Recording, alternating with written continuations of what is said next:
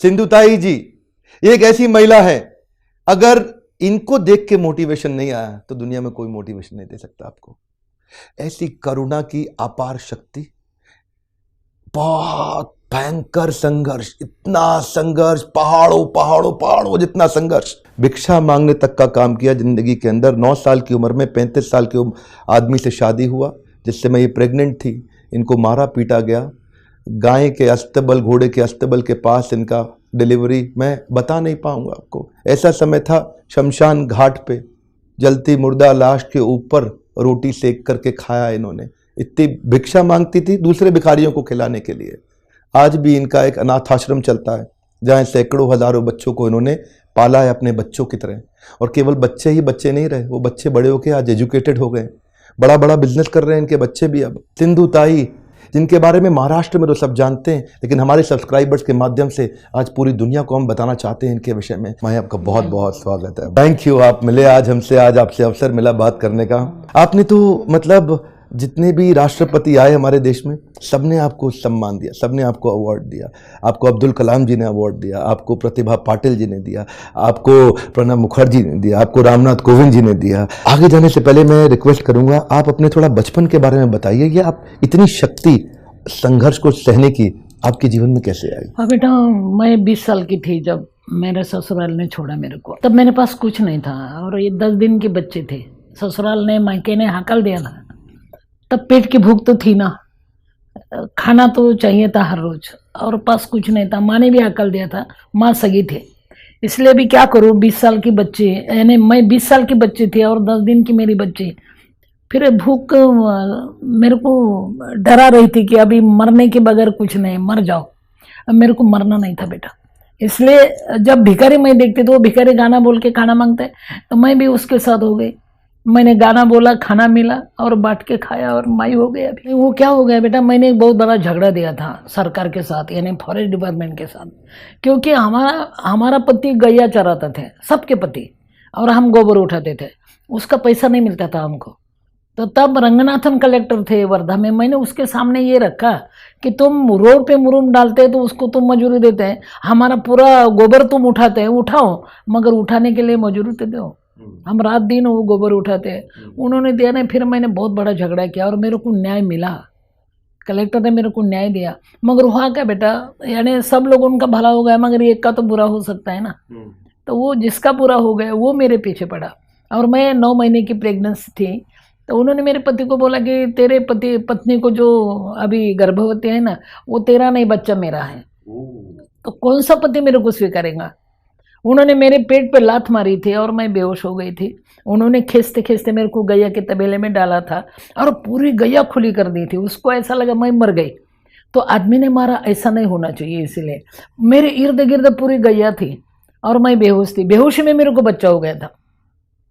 जब मैंने आँख खोला तब ध्यान में आया कि अरे सब गैया मेरे इधर उधर घूम रही, मगर एक गैया मेरे आंख पर खड़ी है, और बेहोश में मेरे को बच्चा हो गया।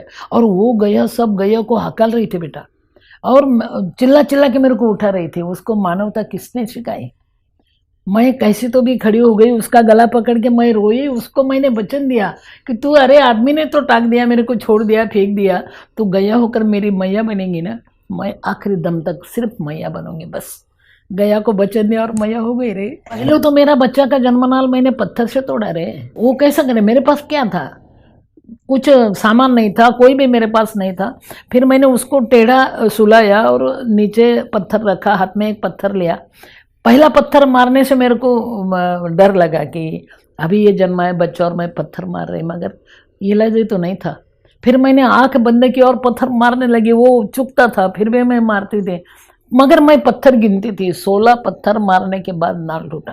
तब मैंने सोचा कि ये जन्म हुआ नाल 16 पत्थर से टूटता है, तो संस्कृति का नाल कितना बड़ा मजबूत होना चाहिए। कभी हार नहीं माने आप? हार मानी ना बेटा। एक बार तो मैं रेल के पटरी में बैठी थी कि चलो मर जाते हैं, मगर जब पटरी हिलने लगी तब लगा कि नहीं नहीं नहीं नहीं मरना। वो बच्चे ने मेरे तरफ देखा तो मेरे को ऐसा लगा कि ये मेरे को बोल रही है कि जन्म काय को दिया, फिर मरना था तो मैं बोली मरना क्या सर। मैं उठ के नीचे दौड़ गई। मेरे को ऐसा लगता तो रेल मेरे पीछे आ रही। आपने ये सन्मति बाल निकेतन जो शुरू किया, ये आपने कैसे शुरू किया? आप तो आपके पास इतने बच्चे हैं, कैसे आपने मैनेज किया?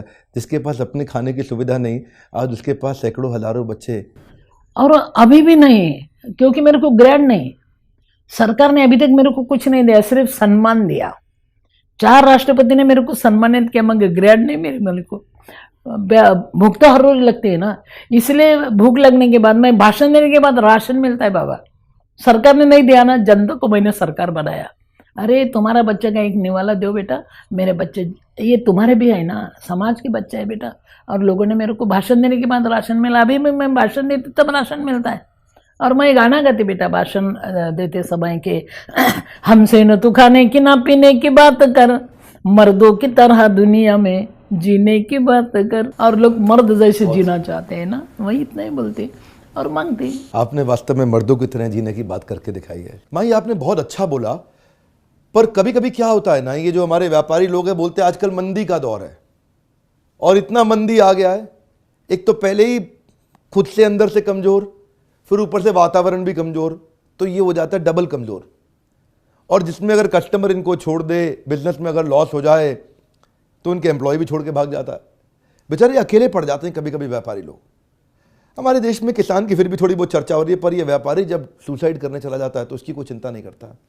मैं चाहता हूं आज ये व्यापारी जब बिल्कुल अकेला पड़ जाता है, हारा हुआ महसूस करता है, तो आपकी ज़िंदगी के अनुभव बड़े गहरे हैं। आपको अगर इनको मोटिवेट करना हो तो आप क्या सुझाव देना चाहेंगे? कैसे ताकत आए इनके अंदर? बेटा एक दिन ऐसा आता है कि दिए में तेल नहीं होता, अंधेरा छा जाता है बेटा, तब तुम्हारे आंसू डालो उसमें, हारना नहीं।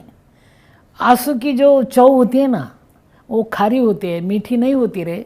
ये मीठा और खारा तो साथ में चलता है बेटा। कल के बाद खुदा के हाथ जीना चाहिए। मंजिल बहुत दूर है, मंजिल बहुत दूर है, जाना वहाँ जरूर है। रास्ता मुश्किल है, अरे मरना मंजूर है, मगर औरों के लिए, खुद के लिए नहीं। जो और जिन्हों दे बेटा, खड़ा हो जाओ अपने पैर पर। अरे सुबह तुम्हारी है। ये कोई कवि नहीं है, ये कोई शायर नहीं है, ये वो है जिन्होंने अपनी ज़िंदगी को जिया है, सैकड़ों हजारों लोगों की ज़िंदगी बनाई है। बहुत बच्चे आपने पाल लिए। अब तक कितने बच्चे आपके आश्रम में आए? 250 दामाद है अभी। यानी 50 बहुए है और 750 पुरस्कार है। आपने तो देखे, मगर पुरस्कार की रोटी नहीं बनती ना। रात को मैं शमशान में क्यों जाती, कि मेरे को मालूम था मरने के बाद शमशान में जाते, और रात को कोई नहीं आते। जिंदाबाद अपना बाप का घर शमशान, इसलिए मैं शमशान में जाती। जिस दिन मैंने रोटी शमशान में जला हुआ मुर्दे के ऊपर भून के खाई, उस दिन मैं बहुत डर गई थी, क्योंकि हर रोज मैं शमशान में रहती थी मगर मेरे को डर नहीं लगता था। मगर जिस दिन मैंने रोटी खाई उस दिन मेरे को बहुत डर लगता था, क्योंकि ऐसा लगता था पूरा माहौल मेरे को ऊपर खड़ा है, मेरे को बोल रहा है कि ये अधिकार हमारा है खाने का। तुम यानी आदमी हो, तुम बाई हो, तुम हमारा कायदा बंद किया। और पूरे इतने जोर जोर से चिल्ला रहे थे, पशु पक्षी, कुत्ते भौंक रहे थे, मेरे को बहुत डर लगता था बेटा।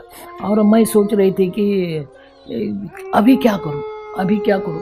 उसको बाजू में किसी ने मुर्दा गाड़ा था बेटा, वही दिन, वो सब ताजा ही था। उस दिन मेरे को ऐसा लगा कि वो गाड़ा हुआ मुर्दा वो मिट्टी से बोल रहा है, सिंधु ताई हार गई, थक गई तू, मिट्टी में मेरे को गाड़ा है। जिंदगी भर तो मैंने बहुत कुछ किया, मगर आज मिट्टी में जा रहा है मैं, और तू मरने के लिए घबर रही है। अरे सभी को तो जाना है।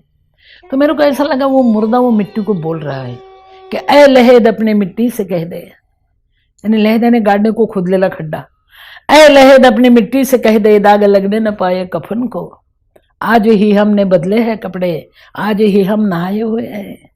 पूरी जिंदगी की नहाया नहीं, अभी समाज ने मेरे को नहाया, नए कपड़े भी डाले, तेरी मिट्टी को बता वो जरा गंदे हो जाएंगे। जो मुर्दा खत्म होने के बाद मिट्टी को बोलता है कि संभालना, नए कपड़े डाले हैं, और मेरे को तो कपड़े ही नहीं, नए नहीं, पुराने नहीं। तो फिर जिसको नहीं है उसके लिए जिंदगी जीना चाहिए अभी। तब मैंने सोचा कि नहीं, मरना नहीं, डरना भी नहीं, पीछे मुड़ना भी नहीं, कुछ करना है। बहुत सुंदर। महाराष्ट्र में मैं देखता हूँ लोग आपको बहुत मानते हैं, मराठी लोग आसपास जहाँ देखते हैं लोग आपका इतना सम्मान करते हैं। हर आदमी आपसे मिलता है, माई माई माई, आपके पाँव छूता है। सबने देखा है आपने इतना किया गरीब बच्चों के लिए, सबके लिए। मैं जो बाकी देश के लोग अब आपको धीरे धीरे जान रहे हैं, उनको आप थोड़ा मोटिवेट करिए कि कैसे संघर्षों से लड़ना चाहिए। बेटा अंधेरा तो हर दिन आता है, अंधेरा तो हर दिन आता है। तुम अंदर का दिया जलाओ बेटा, बहुत अंधेरा है रे, मगर अपना दिल जलाओ बेटा, तुम्हारा उजाला तुम निर्माण करो।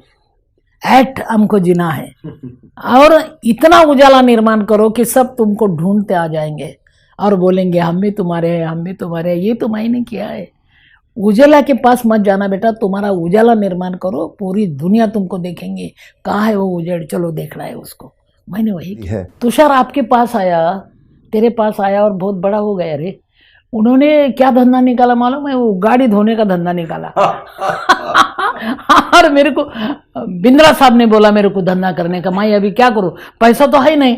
तो मैं बोले बेटा गाड़ी धोते धोते कलेजा भी धोना सीखो। आज इनका प्रोफेशनल कार क्लीनिंग का बिजनेस है। प्रोफेशनल कार क्लीनिंग के इन्होंने शोरूम्स खोले हैं, मतलब इसको बोलते हैं आउटलेट, और फ्रेंचाइजी मॉडल पे उसको आगे लेके जा रहे हैं। इसको बोलते हैं असली स्कूल। ये स्कूल हमारा नहीं है, ये माई का स्कूल है। जिस माई के स्कूल में ऐसे बच्चे आए हैं। हाँ बेटा, ऐसे बहुत बच्चे हैं। मगर सबसे बड़ी बात मैंने ये किया कि जो पति ने मेरे को हकल दिया मैंने उसको माफ़ किया बेटा। और ये पहली बार हुआ होगा शायद कि ससुराल वाले ने पत्थर मार मार के मेरे को हकाला और मेरे को फूल डाल डाल के बुलाया। और मेरे सत्कार में मेरे पति रो रहे थे कि मैं पति के पास गई, उसका हाथ मैंने हाथ में लिया, मेरे पल्लू से उसकी आँख पोंछा और मैंने बताया रो रहे आपने मेरे को छोड़ा, तब मैं रो रही थी ना।